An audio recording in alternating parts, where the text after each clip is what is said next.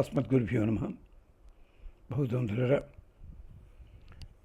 జైమినీకృతమైన వేదపాదస్తవం పరమశివుల వారికి సంబంధించినది.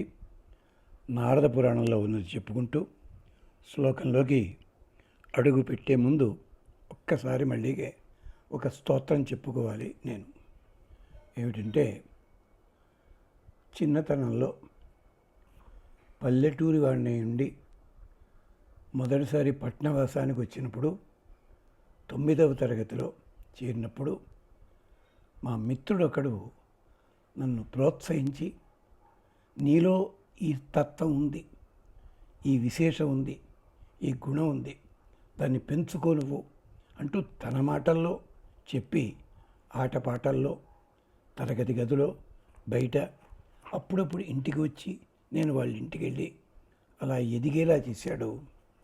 ఉప్పల గోపాల శర్మ అని, గోపాలరావు అంటాం. అతని ఇప్పుడు లేడు. అతన్ని జ్ఞాపకం చేసుకుంటూ, అతను కూడా ఈ శిల్పం దిద్దడంలో ఒక కారణమయ్యాడు మహానుభావుడు. అలాంటి అతన్ని జ్ఞాపకం చేసుకుంటూ ఎప్పుడూ జ్ఞాపకం చేసుకుంటాను. మీనే రేవతి సంజాతం కాశ్యపాన్వయ శశినం వారం వారం స్మరామ్యహం మిత్రం గోపాల శర్మణం. అతని జ్ఞాపకం చేసుకుంటూ విశేషంలోకి వస్తున్నాను. ఎంచేతంటే, మనకి ఎవరెవరు ఎంత ఎంత చిన్న చిన్న ఉపకారాలు చేసినా అది ఎప్పుడూ మర్చిపోకూడదు. ఇవాళ వాళ్ళకంటే ఎన్నో గొప్ప స్థాయిలో మనం ఉండొచ్చుగాక, కానీ అలాంటి వాళ్ళు మనని దిద్దడానికి కారణమయ్యారు. అది 1, 2, 3 ఏళ్ళు అయ్యి ఉండొచ్చును, 50 ఏళ్ల కిందట కావచ్చును, కానీ అది మరిచిపోవడానికి వీల్లేదు అని జ్ఞాపకం చేస్తూ ఇక్కడ అంటున్నాడు మహానుభావుడు జైమిని. అలంకిముక్తై బహుభిః సమీహితం సమస్తం అస్యాశ్రయేణ సిద్ధ్యతి పురయేనం ఆశ్రిత్య కుంభసంభవో దివానక్తం ఫలితో యువాజని. కుంభసంభవుడు అగస్త్యుల వారు, అలాగే ఇతర పెద్దలు కూడా, ద్రోణుడు, ఇలాంటి వాళ్ళంతా ఈయన ధ్యానం చేసే ఫలితాలు పొందారు. అలం కిముక్తై బహుభిః. ఏమిటియా, ఎన్ని వందలు చెప్పాలి? ఎంత చెప్పుకున్నా సరిపోతుందా? లేదు. ఎలాగంటే, బహుభిః సమీహితం. అసలు సమీహితం, మనం ఊహించలేనివి, కావాలని కోరుకున్నా కూడా దొరకనివి, అలాంటివన్నీ సమస్తం అస్య ఆశ్రయేణ సిద్ధ్యంతి. ఇతన్ని ఆశ్రయించినందువల్ల మనకి కలిగి తీరుతాయి, సిద్ధించి తీరుతాయి. పురా ఏనం ఆశ్రిత్యై కుంభసంభవ దివానక్తం ఫలితో యువ జని. కుంభసంభవుడు దివానక్తం, రాత్రింబగళ్ళు ఇతన్నే ఆశ్రయించి ఇతన్నే తలుచుకుని, ఆ మహానుభావుడు ఎలా చేసా, ఫలితో యువ జని. ఫలిత అన్నీ పోగొట్టుకుని, చుట్టు తెగించి ఊడిపోయి, శరీరంలో శక్తి పోయి, ఎముకల బలం పోయి, ఇలా అయిపోయినా, అంటే నీరసంగా పడిపోయిన శక్తి అంతా పోయినా కూడా మళ్ళీ యువజని, అద్భుతమైన యవ్వనంతో, శక్తియుక్తులతోటి ఎదగలిగాడు. అలాంటి వాడయ్య ఆయన. అది అలాంటి స్వామి, ఈయనకి నమస్కరిద్దాం అంటున్నారు. అలం కిముక్తై బహుభిః సమీహితం సమస్తం ఆశ్రయేణ సిద్ధ్యతి పుర ఏనం ఆశ్రిత్య. హి అంటే ప్రసిద్ధి, హి ఇండీడ్ అని. హి కుంభసంభవ దివానక్తం ఫలితో యువ జని. ఇక్కడ దివానక్తం ఫలితో యువాజని అన్నది వేదమంత్రం. అది ఎక్కడి నుంచి వచ్చింది అంటే, ఋగ్వేదంలో 1వ మండలంలోదే ఆ మంత్రం.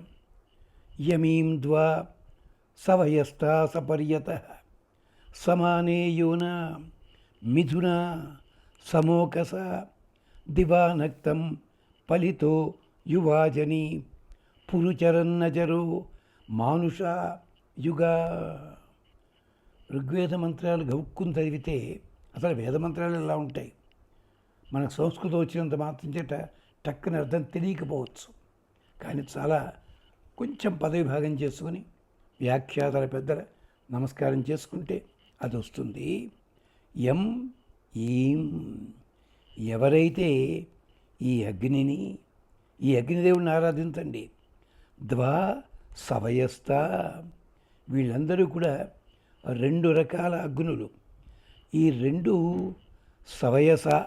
సవయస్థ, ఒకే వయసులో ఉన్నవాళ్ళు, అంటే ఒకే రూపం కలిగిన వాళ్ళు, సమాన సామర్థ్యం కలిగిన వాళ్ళు. అలాంటి వాళ్ళని సమాన ఓకస, అగ్నుల్లో తేడా ఉంటాయి, యజ్ఞంలో చూపిస్తాడు దాన్ని.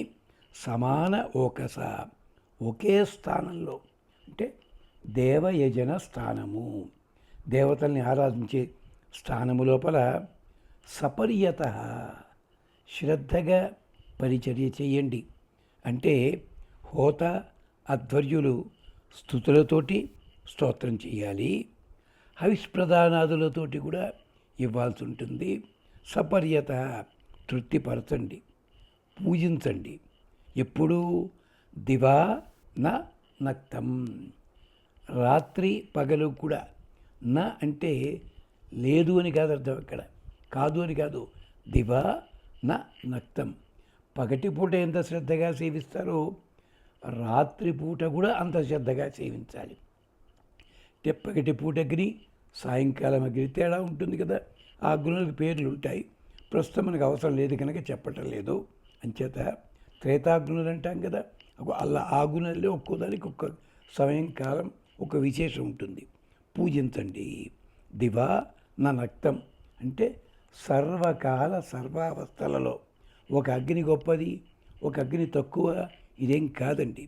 ఇలా పూజించబడిన అగ్ని ఫలిత, ఒకవేళ జీర్ణావస్థలో ఉన్న యువజని, మళ్ళీ యువకుడిగా అవుతాడయ్యా.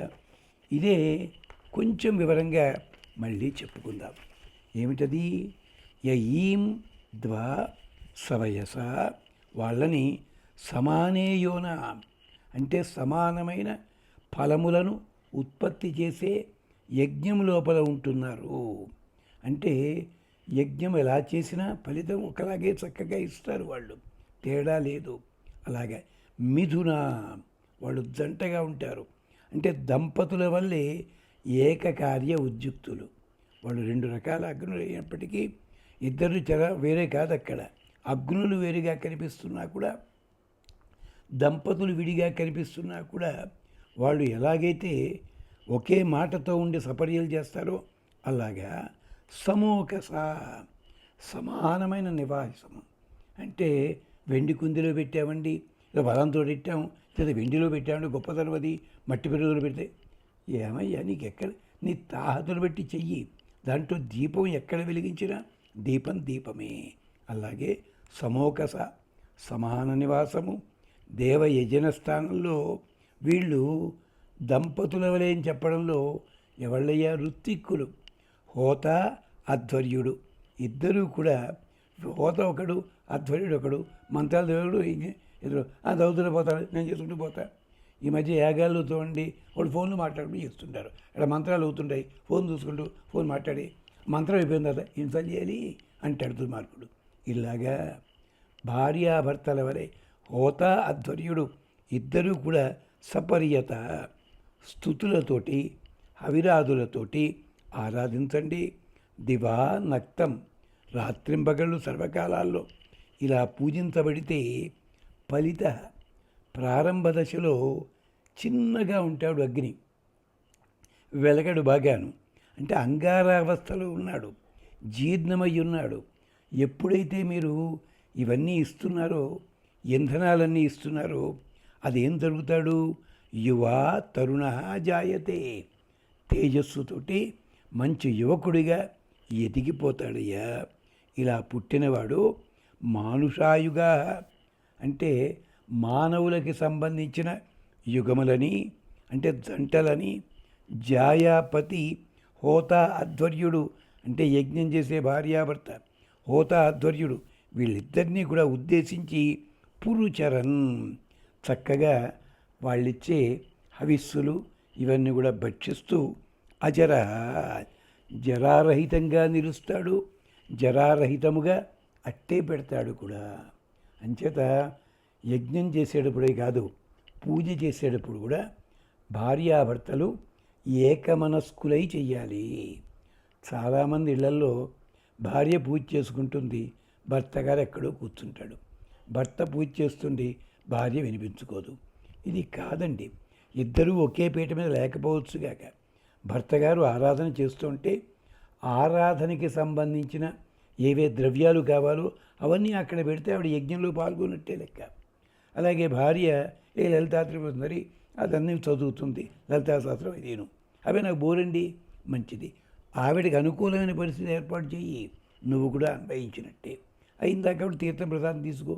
ఇది అంటే ఇద్దరూ ఒకే మాట మీద ఉండి చెయ్యండి అంటూ జైమిని చాలా అందంగా చెప్పిన మాట ఇది. అది విశేషం. ఇక తరువాతి శ్లోకం చూడండి. బాబు, జైమిని తన కంటికి చెప్తున్నాడు, నీకు దృష్టంతా ఎక్కడెక్కడికో పోతుంది. అవినయం అపనయ విష్ణు శమయ మనః దమయ విషయమృదుష్ణాం అన్నారు శంకరాచార్యుల వారు.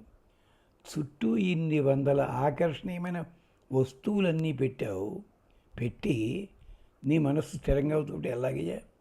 ఇవన్నీ ఇంద్రియాలు గుర్రాల్లాంటివి, అటు ఇటు పోతాయి. అంచేత అవినయం అపనయ, నాలో అవినయం ఉందే, పొగరుముత్తరం కాదు అవినయం అంటే. వినయం అంటే సరైన శిక్షణ, అవినయం ట్రైనింగ్ లేకుండా పోవడం అన్నది. అందుకని రఘువంశంలో కూడా వినయ ఆదానాత్ అంటాడు.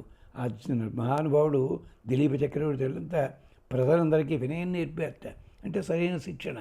అలాగా ఇక్కడ కూడా అవినయ అంటే శిక్షణ లేకపోవడం, మాకు సరిగ్గా శిక్షణ అయ్యి. అవినయం అపనయ విష్ణు శమయ మనః, మనస్సుని శమింపజేయవయ్యా.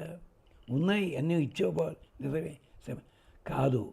దమయ విషయమృదుష్ణాం, ఎదుర్కొన్న విషయములన్నీ పెట్టి దాని మీద వెళ్ళొద్దు. పిల్లాడు ఉన్నాడు, చాక్లెట్ ఇక్కడ పెట్టాడు, ఒరే పాఠం అయితే కానీ చాక్లెట్ తినద్దు. చాక్లెట్ ఎందుకు ఎదురుకుండా పెట్టావు? పాఠం అయిన తర్వాత నువ్వే ఇవ్వచ్చు కదా. చాక్లెట్ ఇస్తాను అను, సరిపోతుంది. వాడు మనసులో పెట్టుకుంటాడు, వాడు చదువుతాడు కదా కనీసం. కానీ ప్యాకెట్ టిప్పు ఎదురుకుండా పెట్టి అవి చంపేస్తాను చదువు, అవి నెగ్గే వాడు చదువుతాడా? నేనకే కోతి కథ కూడా ఉంది కదా, కోతి ఎట్టుపండు కదా అని చెప్పి ఇలాగా ఇతరులు దమయ అలా అని చెప్పి కోపం తెప్పించుకో. భూతదయాం విస్తారయ, ఇది అర్థం. అలాగే చెప్తున్నారు, అన్యత్ పరిచ్ఛేద్య మమాక్షిభృంగా, నా కన్నులనే తొమ్మిదలారా మీకు ఒక్కటి అడుగుతున్నాను. అన్యత్ పరిచ్ఛేద్య, ఇతరములైన తుచ్చములన్నీ కూడా వదిలిపెట్టేయండి. సర్వం సదైవం శివమాశ్రయిత్వం, ఆయన్ని ఆశ్రయించండి అయ్యా. కమలాక్షు నర్చించు కరములు కరములు, మందార మకరంద మాధుర్యమున తేలు మధుబంబు ఓనే మదనములకు. అది భారతంలో లేదండి, కానీ పోతన గారు చాలా గొప్పగా రాశారండి అంటాడు తెలుగు ఎమ్మెల్యే వాళ్ళు. బాబు, ఇది 2000 సంవత్సరాల కిందట యామునాచార్యుల వారని, దాంట్లో యామున స్తుతి ఉంది. యామునాచార్యుల వారు ఇచ్చిన స్తుతి ఆళ్ళవందారు స్తోత్రం అంటారు దాన్ని, దాంట్లో ఉంది. అంతేకాదు అప్పై దీక్షలో తన గ్రంథాల్లో కూడా రాశారు. ఇవన్నీ ఉన్నవే, పోతనారు కాపీ కొట్టడం కాదు. అవి ఇక్కడ భాగవతంలో అనుండకపోవచ్చును, అది తెచ్చుకున్నాడు, తప్పే ఉంది. అన్నట్టు అగ్నిజ్యోతుడు అన్న పదం సంస్కృతంలో లేదు, భాగవతంలో. మరి ఇక్కడి నుంచి పట్టుకొచ్చాండి ఇది. ఈ అగ్నిజ్యోతన శబ్దం అన్నది పోతన గారికి ఎక్కడ దొరికిందో తెలుసా? మలయాళ భాషలో ఎഴുത്തച്ഛన్ అన్న మహానుభావుడు భాగవతం రాస్తూ ఆ బ్రాహ్మణోత్తముడి పేరు అగ్నిజ్యోతనుడిని ప్రయోగించాడు. ఎందుకని? ఆయన గరుత్మంతుడి అంశ అని చెప్తాడు అక్కడ. ఎలాగంటే యుద్ధకాండలో గరుత్మంతుడు వస్తే ఎలా వచ్చాడో చెప్తుంటే అగ్నిమివ ద్యోతితం అని శ్లోకం ఉంది శ్రీమద్ రామాయణంలో. దాన్ని పట్టుకున్నాడు, అగ్నిజ్యోతన అన్నాడు. అంటే మాకు గ్రంథాలు చదవడం ఒకటి అలవాటు, ఆచార్యుల వారు చెప్పిన వాళ్ళు కలుపుకోవడం అలవాటు. మరి ఇంత లోతుగా ఎవళ్ళు చెప్పటల్లా. పోతన గారు చెప్పారండి, ఎవడు చెప్పలేదు. మనకి ఇది జబ్బు అండి. ఏమిటి, ఒక విషయం వస్తే ఒరిజినల్ లేదనుకోండి, ఆయన అంతెంతయి ఒకటింతయి అసలు ఎవడు వర్ణించండి. పోతన గారు వర్ణించారు. బాబు, వాయు పురాణంలో త్రివిక్రమావతారం ఎలా ఎదిగిందో చెప్పాడు. చూసుకోండి ఒకసారి, శ్లోకాలు ఉన్నాయి ఇక్కడ. పోతన గారు తక్కువ చేయటం లేదు. వాళ్ళందరూ కూడా గ్రంథములు చదివి చదివి చదివి సేవించి కొన్ని రాస్తున్నప్పుడు ఒరిజినల్లో లేకపోయిండొచ్చు గాక, కానీ ఆ భావం ఇక్కడ పలుకుతుంది. తెచ్చిపెట్టుకుంటారు, దాంట్లో దోషమేం లేదు. అలా గమనించండి. అంచేత అన్యత్ పరిత్యజ్య మమాక్షభృంగా సర్వం సదైవం శివం ఆశ్రయత్వం. అన్నీ కూడా వదిలిపెట్టండి, స్వామిని ఆశ్రయించండి. ఆమోదవాన్ ఏష మృదు శివాయ స్వాదుష్కలాయ మధుమాం ఉతాయాం. ఆమోదవాన్ ఏష, ఆనందాన్ని కలిగించేవే ఆయన కన్నులు కానీ పద్మములు కానీ. మృదు, మృదువైనవి. శివాయ స్వాదు, అంతేకాదు స్వాదుష్కలాయ అంటున్నాము అంటే స్వాదు కలాయం అంటే స్వామికి చాలా ఇష్టమైనది, అమ్మవారికి ఇష్టమైనది. మధుమాం ఉతాయాం, అవన్నీ కూడా స్వామి యొక్క అంగ ప్రత్యంగ సౌందర్యం అంతా మధువు నిండినది, పుష్కలముగా ఉంటుంది. సేవించుకోండయ్యా. పాదములు సేవిస్తారా, కన్నులు సేవిస్తారా, హస్తముల ఆయుధముల, ఎలాగంటే ఎలాగా సేవించండి అయ్యా. అన్యత్ పరిత్యజ్య మమాక్షభృంగా సర్వం సదైవం శివమాశ్రయధ్వం. ఆమోదవాన్ ఏష మృదు శివాయ స్వాదు కలాయ మధుమాం ఉతాయం. స్వాదుష్కలాయకి అందమైన మంత్రం, అందమైనది మనకి వేదంలో దొరుకుతుంది. ఇలాగా అయం స్వాదు కిల. స్వాదుష్కల ఉంది కదా, నిజానికి కిల అని ఉండాలి. స్వాదు కిల. ఇదిగో ఈ తయారు చేయబడిన సోమరసం ఉందే, అది స్వాదు కిల, ఆస్వాదనీయము. ఊత మధుమాన్ అయం, మధుమాన్ అయం, ఇది మధువంతము కూడాను. ఉతాయం తీవ్ర కిలాయం రసవాన్ ఉతాయం ఉతో స్వస్య పపివాంసం ఇంద్రం న కశ్చన సహత ఆవేశు. ఇది ఇంద్రపరముగా చెప్పిన దాంట్లో ఉన్నదది. మధుమాన్ అయం, మధువంతము కూడా. అయం తీవ్ర కిల, కిల అంటే ఇండీడ్ అని. ఇది చాలా ఉత్తేజము కలిగించున్నది, మదోత్పన్న సామర్థ్యం కలది. ఉత అయం రసవాం, ఇది గొప్ప రసము నిండినది. అంతేకాదు ఉత అస్య పపివాంసం, త్రాగుచుండేవాడు ఉంటాడే, వేరే ఉంటాయి మదం కలిగిస్తాయి, ఆరోగ్యం కలిగించవు. సోమరసం అలా కాదు, మదాన్ని కలిగిస్తుంది, ముదాన్ని కలిగిస్తుంది, ఆరోగ్యాన్ని కలిగిస్తుంది. అందుకని సోమరసపానం చేసేవారు ఇప్పుడు ఉంటారు. తాగుతాడు, తాగినంత బాగానే ఉంటుంది, ఆ తర్వాత తూలుతూ పడిపోతాడు, ఆరోగ్యం తగలడుతుంది. ఏం చెప్తాను దానికి? ఇది అలాంటిది కాదు. అలాంటి ఇంద్రుడు ఆహవేషు, ఆ ఇంద్రుడే యుద్ధానికి వెళ్ళినట్టయితే నకశ్చన సహతే, ఎవళ్ళు కూడా ఎదిరించలేరు, సహించలేరు. ను, ఇది ప్రసిద్ధి, అది గుర్తుపెట్టుకోండి. సహిత ఆహవేషు, ఇది ఋగ్వేదంలో 6వ మండలంలో ఉన్న మంత్రము. ఆ విశేషాన్ని చూపిస్తున్నారు ఇక్కడ మనకి. నారద పురాణంలో వేదపాద సంహితలో జైమిని మహర్షి అని జ్ఞాపకం చేస్తూ మరో శ్లోకంలోకి మళ్ళీ అడుగు పెడదాం. అంతవరకు స్వస్తి.